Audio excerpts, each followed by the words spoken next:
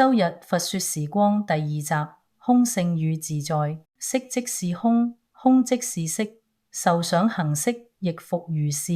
呢句經文出自佛教最重要嘅般若經典之一《般若波羅蜜多心經》，揭示咗空性智慧嘅核心。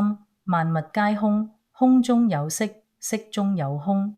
乜嘢係空？空唔係虛無，而係無自性。世間萬物都係因緣和合而生，無一事物能獨立存在。你所執着嘅、所恐懼嘅、所追求嘅，其實都係暫時嘅組合，終將變化。空性帶嚟真正嘅自在。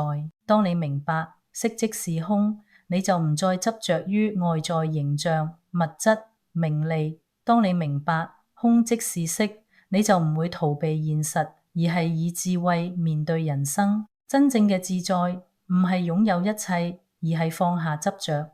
空性唔係叫你放棄，而係叫你放下。放下唔等於失去，而係得到更深層次嘅自由。當你唔再被情緒綁架，唔再被慾望牽引，你就開始活出真正嘅自己。本周金句分享：菩提本無樹，明鏡亦非台。本來無一物，何處惹塵埃？心本清淨，萬法皆空，塵埃不染，自在自身。願你每個星期日都能夠靜下心來，聽聽佛說嘅智慧，喺空中修行，喺生活中自在。